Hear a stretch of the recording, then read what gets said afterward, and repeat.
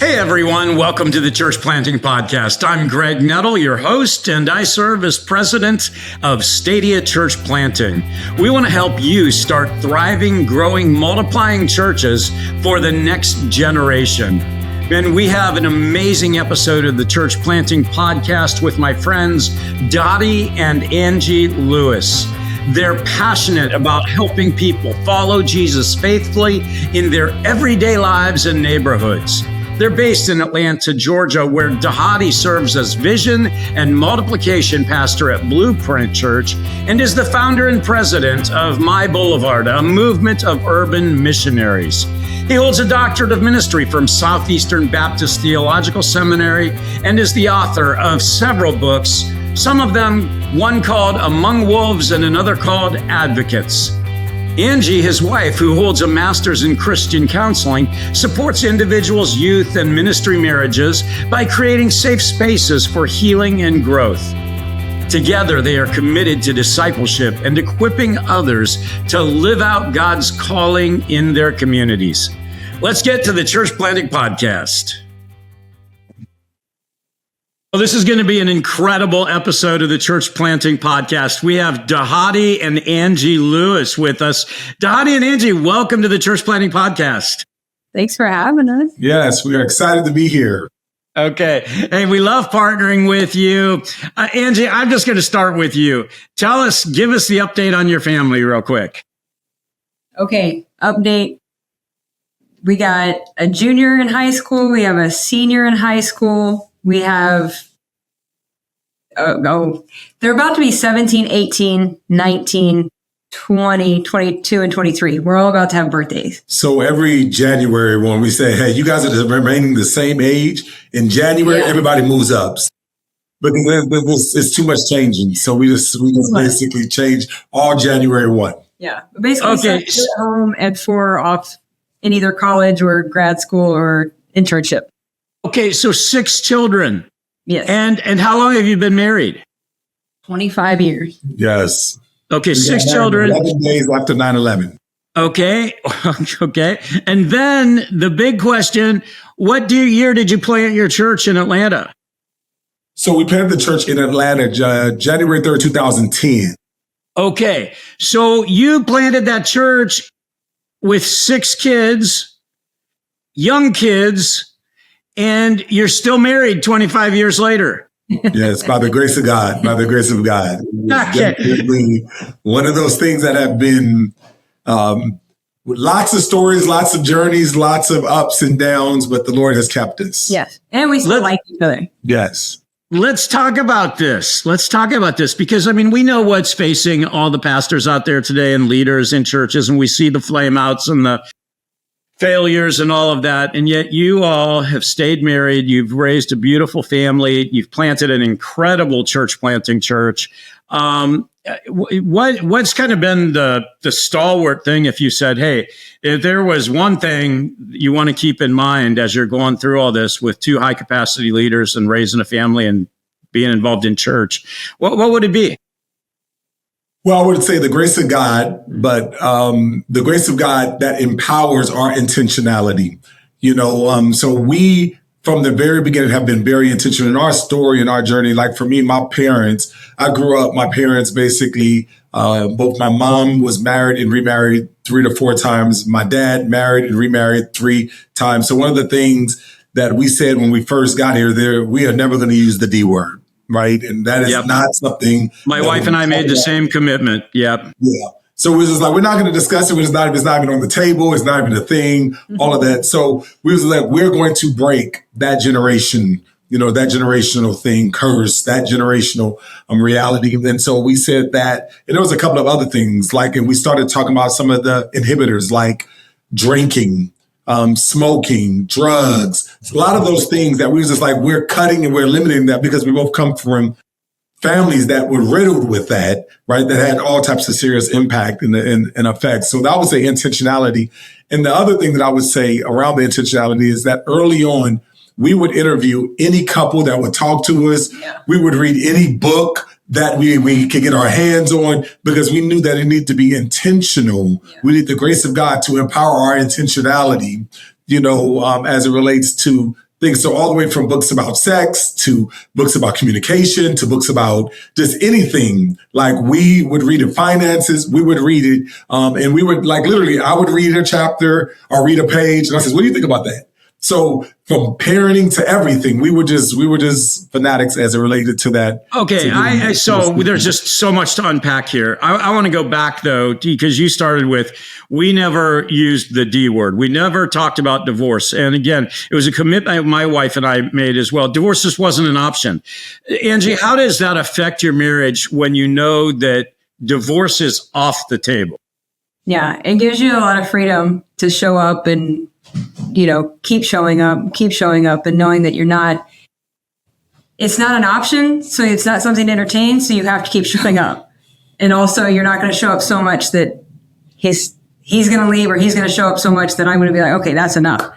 Yeah. In fact, he would tease and say, if you leave me, I'm coming with you. So I don't know what we're going to do. I think it gave me a lot of freedom. My parents are married. He's the one with the story with the divorce story. But we have so many friends that didn't make it, and so many couples that you watch them just kind of fizzle out or divide and just that spread. And I think for us, we ran scared in a sense, or ran toward each other scared. Like this feels like a little wedge. Let's run toward each other. I think it gave me a lot of freedom to know that I'm secure. And one of the things that we also just recognize that my parents are getting divorced until I was in middle school. So it wasn't those things that let's try hard for the first 2-3 years and then we'll coast the rest. Yeah. We recognize that a lot of times people in their 15 years of marriage and 20 years of marriage, that like we're never out of the woods. And so we got to continue to run with that same level of intentionality. And so, as we enter into different seasons of our marriage. Yeah, I was going to talk about that. I was going to say the same thing. The seasons, not just expecting every season to look the same, but understanding these all are, when the kids started school, life changed. It was very, very different. When one went off to middle school and the rest were in elementary, we had a different world. When they started sports, that was a different world. When one parent passed, that was a different world. Like you're going through grief, that's a different world. Like all of marriage is seasons, and being able to keep saying like, oh, this is a season. This is a season. Okay, let's redefine this season because this is a new season. And when we go through those seasons, one of the things that we do is we constantly do a thing called expectations. And so like in that season, so like for instance, every time a kid leaves the home, it's a new season, right? Because that kid is no longer there. So Angie will say things like, we'll get together and we'll say, all right, Angie, write out 20 expectations. Dhati, I'll write out 20 expectations to Angie. And then she'll get my list and I'll get her list. And again, these are expectations that are like pass fail, like not like I want you to lead me or I want you to surrender. I don't no, what does it mean to surrender? And then I'll take her list and then I will put a C, an S, or an N, right? C stands for, I got it, cinch. I can do that. Okay. S stands for sweat. I can do it, but it's going to take work, give me grace, and then the N is like, no, that's just not a possible, that's an unfair expectation. So let's talk about it. Right. And then we talk about it, and so we've done that 2 to 3 times a year throughout our marriage. No kidding. Yeah, I have never heard of anyone doing that. That's an amazing thing you're sharing with us today. Thank you. We started doing it with premarital couples, and then we were like, wait, this is actually genius. We need to do this ourselves. So. Yeah. So in different stages. So, one of the things that we found in our marriage is when divorce isn't an option, number one, I don't want to be stuck in a bad marriage, and I don't even want to be stuck in a mediocre marriage. And if I'm not going to divorce Julie, well then, I better work at building an excellent marriage. Yes. And so let's go back to that. You kind of you said you asked other couples to talk with you. Like, are other couples, are they open? Like, how'd you make that happen?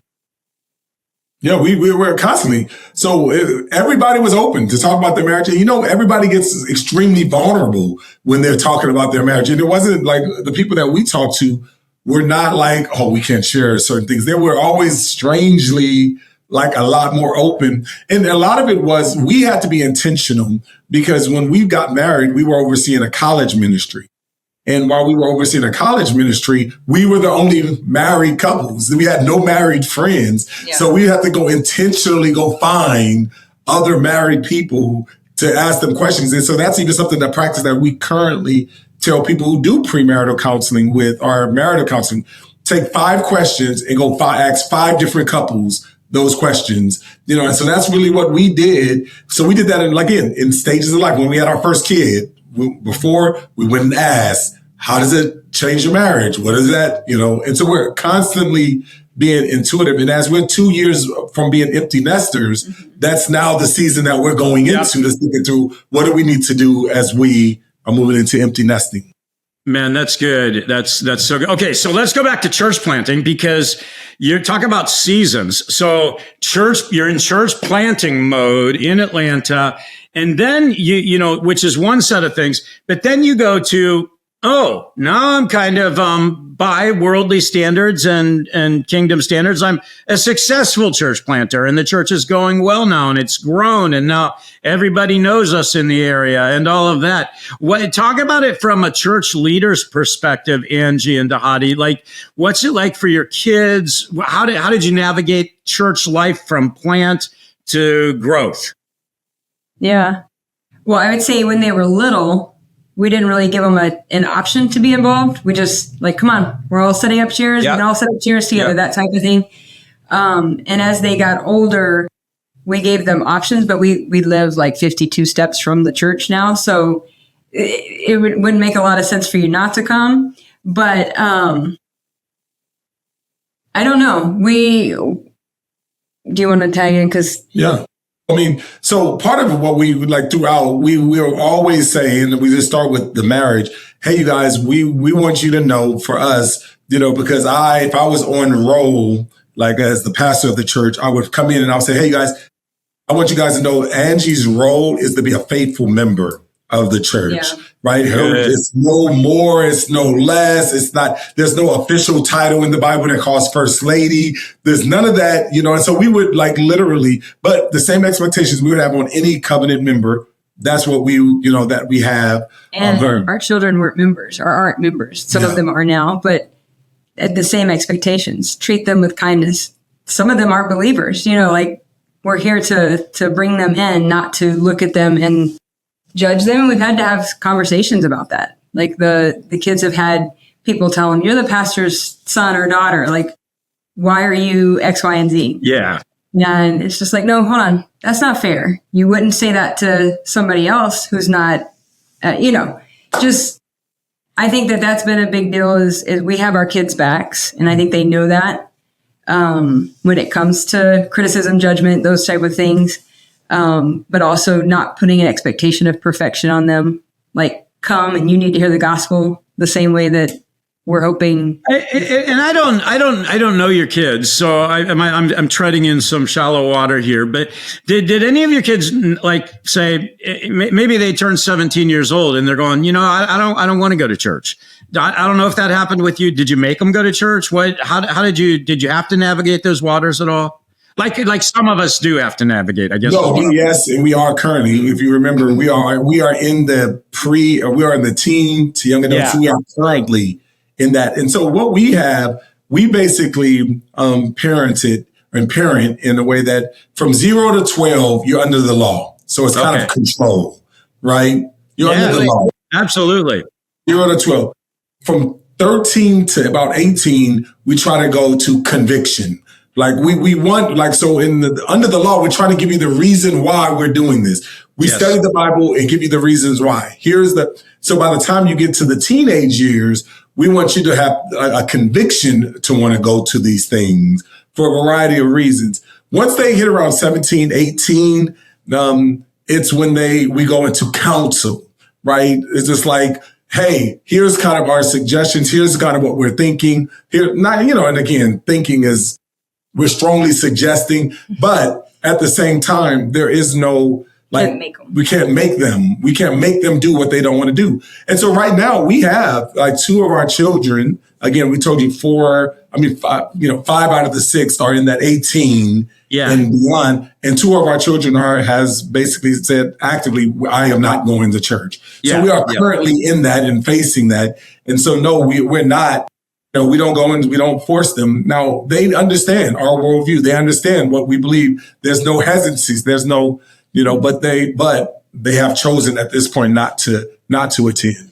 Well, I really appreciate your authenticity with that, because I think so many of us who are church leaders and are planters out there and stuff, kids are kids, and then they're young adults and they're making their own decisions. And you feel like, man, have I been such a failure as a parent? I'm a pastor and my senior in high school doesn't want to go to church anymore, and that's just the reality of they've got to kind of grow and come up with their own convictions at some point. Now, you all have a unique family in that you're a multi-ethnic family, as my family is as well, and you're leading a multi-ethnic church. Are there any unique challenges or unique blessings as well with being in that multi-ethnic space? Yes. I mean, there's both unique challenges and unique blessings to be in that, in the space. Talk about that. Well, one of the reasons why I would say, I'll start with the challenges and then we can go back to the blessings. The challenges are just the historical, it seems like it's on a movie screen type stuff. Is just like Angie's parents did not come to our wedding, or Angie's dad did not come. Or my mom basically had a problem with Angie in a lot of different areas because of like some of those things. And what's interesting, the people who were supposed to be protecting us the most is where we got the most challenges. Is that right? Okay. Okay. And so they were the ones that were protecting us from the big bad world. Yeah. They were the ones that ultimately gave us the most challenges, in that. And so I think that was definitely one of the challenges. And I think early on for us, it was a lot easier to throw things on, that's just cultural. We're just culturally different. Because instead of doing the work of really digging into our personalities, our unique likes, we just throw that to, that's something Black people do. You won't understand it, or vice versa. So I would say that, early on it's so easy. And I think we're so easy, and I think as Americans in our laziness, to just easily throw things into these huge categories of find ways to divide. To like, that's what this race, or that's what this denomination, or that's what, and then we just easily throw things into a bucket of why we can't see eye to eye instead of doing the work of like speaking to one another. And what about blessings? Talk about blessings. Yeah, I would say because we're multi-ethnic in nature of the church, there's no majority culture. There's just there's a lot of different people available. And so when our kids, for instance, have had issues, I mean, we had Rayshard Brooks was shot and killed just a mile from here. Oh, I didn't know. Okay. So, I mean, we're in the heart of Atlanta where a lot of the protests and all of those things were happening. So it's been fruitful because I think in some instances, my voice has been quieted because I'm white. I'm a white woman. And in a season where people wanted to hear from strong Black women or strong Black leaders or something like that. Well, those are readily available and they have the same worldview as me. So I can be silent right now. That's fine. And so send them to Auntie or send them to someone else that can have the same, the same challenges, the same pushback, say the same things. But maybe right now my voice doesn't ring very true in their ears. And I think that's been the benefit or the beauty of having lots of people around. It's just like, okay, you can't hear from me right now. And maybe that's both parenting as being mom, and maybe that's also being white or, not sure which one, but we can always go to other people and have other voices for them. Yeah, and then pastoring a majority, minority, multi-ethnic church, to Angie's point, it gives us the ability. And so our kids grew up with some of our closest friends are South Asian. We have, so they grew up on not just, Indian food as kind of a thing but like as a main entree. Yeah. And so being able also see this socioeconomic diversity. We're in the largest Section 8 housing in all of Atlanta, but we also are in the fastest growing gentrifying community. So being in those two worlds. So we have a lot of diversity around, and our church is fortunate to have representation in all of those areas. So it gives us the ability to expose our children and our people growing up and seeing all of it versus something that they had to read about or something that they had to think about. And so I think that is the thing. And so in a sense, all of our voices are both silenced at times, but also all of our voices are heightened at times based upon kind of the current narrative or the current storyline that we're in. I think you're probably with me. I wouldn't trade multi-ethnicity for anything in the world. I think the beauty of it and the benefits of it. There are certainly challenges, right? But man, the benefits are incredible. The heartbreak's deeper, but the joy's even higher. So hey, let's talk about. I want to come back to parenting again because 6 kids, and any advice you'd give and go, man, if you just want to do this one thing or these 2 things, or even if it's Angie, don't ever do this. I don't know. Or we did this and man, that was bad. Anything that you would share with our listeners when it comes to parenting. Go ahead. Yes, I was going to say, in the same way that we were talking earlier about when we did college ministry, we were the only married couple, and that wasn't healthy for us. I'd say when you're raising toddlers and teenagers, like those 2 worlds, you need to have other people around you who are in the same world as you, because you're either physically exhausted when you're raising toddlers and you need someone else to be like, me too. Or when you're raising teenagers, you think you're crazy because they call you crazy and stuff. So, like having other people in your life that are saying, yeah, that's our challenge too, is so helpful. So that would be one thing. That's not like a parenting technique, but that's more of like something that's been helpful for us to be able to have other couples. Oh, I think it's a parenting technique, Angie. Yeah.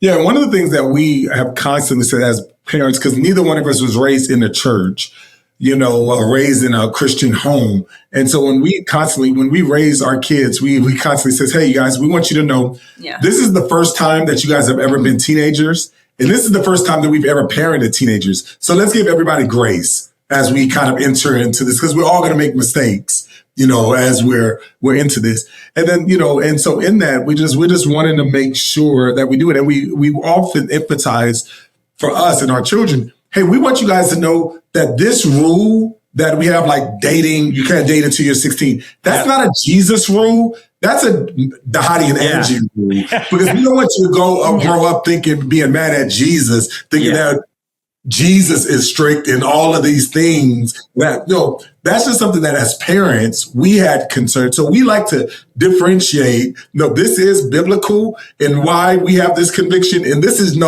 just us, and being able. So if you have a problem with how we raised you, don't blame it on Christianity. Don't blame it on Jesus, right? That's a mom and dad thing, that we came up. Okay, same question about marriage. Anything you'd go, hey, whatever you do, lean into this, or try this, or don't do this, anything like that. Yeah, I would say easily, hands down, in our marriage is basically giving space for one of us to be present.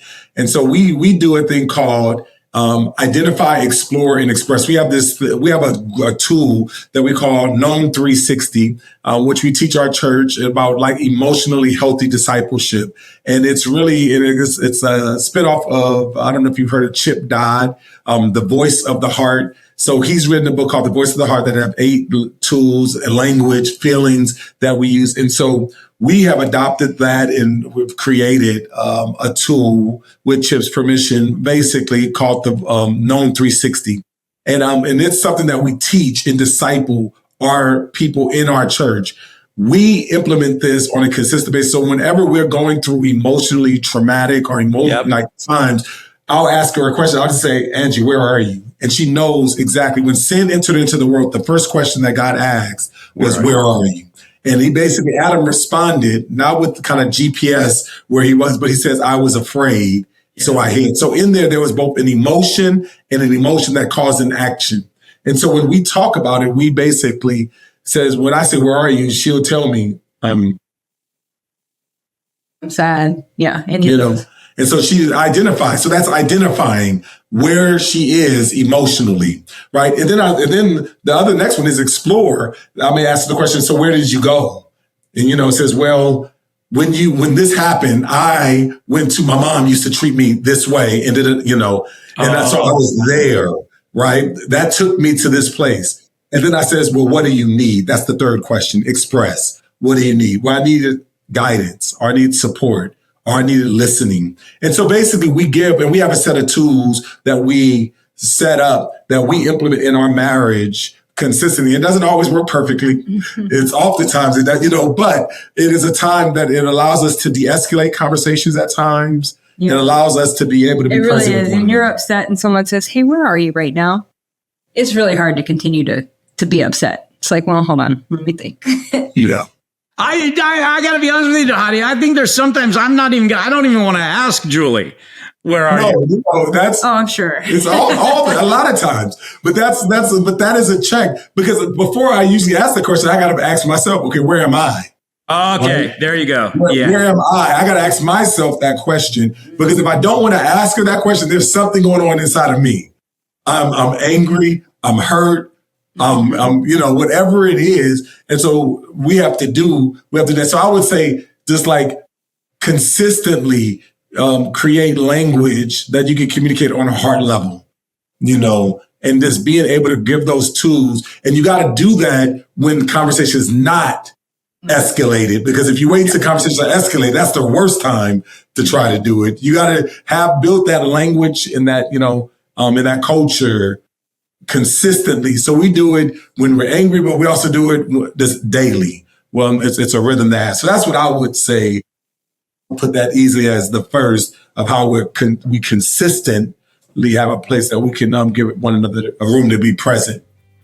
Yeah. Well, thank you guys. This has been incredible. I feel like we've just scratched the surface, right?